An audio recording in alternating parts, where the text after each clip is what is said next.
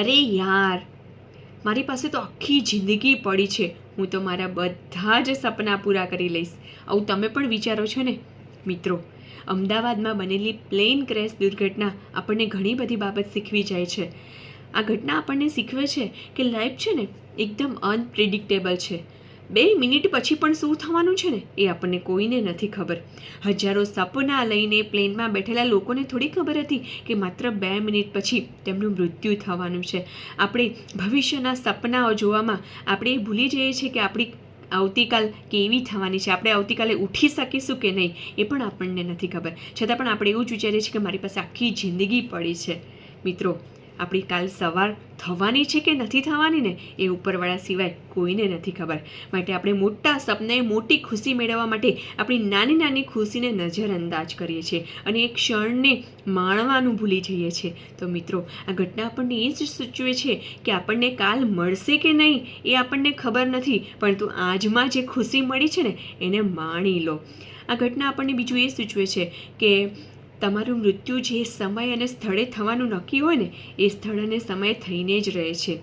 અને જેમનું બચવાનું નક્કી હોય ને, જેમનું જીવન હજુ શેષ હોય ને, તે ગમે તે રીતે બચી જાય છે. હવે ભૂમિ નામની દીકરી કે જેનું બચવાનું નક્કી જ હતું, તે ટ્રાફિકના લીધે મોડી પહોંચી અને તેની ફ્લાઇટ મિસ થઈ ગઈ. અસલમાં આ ઘટના એક નિમિત્ત માત્ર હતી તેને બચાવવા માટે. અને જે ભાઈ પ્લેનમાં બેઠેલા હોવા છતાં પણ બચી ગયા, કારણ કે તેમનું જીવન હજુ શેષ હતું, માટે તે બચી ગયા. માટે આપણી લાઈફ જ્યારે પૂરી થાય છે ને ત્યારે આપણને ગમે તેટલા પ્રયાસ કરીશું ને તો પણ આપણે નહીં બચી શકીએ. ઘણી વખત આવી કોઈ ઘટના બને ને તો આપણને એવું લાગે કે કાશ અમે ત્યાં ના ગયા હોત, કાશ અમે આવું ના કર્યું હોત. પરંતુ મિત્રો, આપણે ફ્યુચરને કોઈ પ્રિડિક્ટ નથી કરી શકતા. અરે ફ્યુચરને જાણનાર પાંડુ પુત્ર સહદેવ, એને પણ ખબર હતી કે ભવિષ્યમાં શું બનવાનું છે, છતાં તે ભવિષ્યને બદલી નહોતા શકતા. માત્ર તેમની પાસે શક્તિ હતી કે ભવિષ્યને જાણી શકે, પણ ભવિષ્યને બદલવાની તાકાત તેમનામાં ન હતી. એ કાર્ય માત્ર ને માત્ર ઉપરવાળાનું છે. ભવિષ્યમાં શું બનવાનું છે ને એના સિવાય કોઈને ખબર નથી હોતી. માટે લાઈફ છે ને એકદમ અનપ્રેડિક્ટેબલ છે. માટે જીવનમાં જે ક્ષણ મળી છે ને એ આજમાં છે અને માણી લો. આવતીકાલે આપણે ઉઠીએ છીએ ને તો એ આપણા માટે એક ભગવાન તરફથી મળેલું બોનસ છે. એવું સમજીને દરેક સવારે ભગવાનનો આભાર વ્યક્ત કરો કે અમને આ દિવસ બતાવવા માટે તમારો ખૂબ ખૂબ આભાર.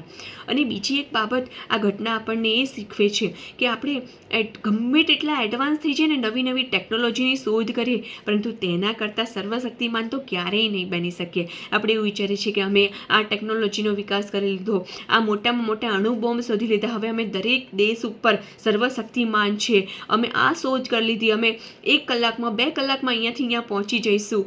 તો મિત્રો, આ ગમે તેટલી ટેકનોલોજી આપણે વિકસાવી લઈશું, પરંતુ આપણે શક્તિશાળી તો નહીં જ બની શકીએ. એનાથી વધારે શક્તિશાળી આપણે ક્યારેય નહીં બની શકીએ. આ બાબત એ જ સૂચવે છે કે આપણે ગમે તેટલા ઉપર જઈએ ને તો પણ આપણે એના કરતાં તો નીચે જ છીએ. માટે જે ક્ષણ આજમાં મળી છે ને એને અહંકાર વગર અને ખુલ્લા મનથી જીવી લો. શું ખબર કાલે આપણે હોઈએ કે નહીં. રાધે રાધે.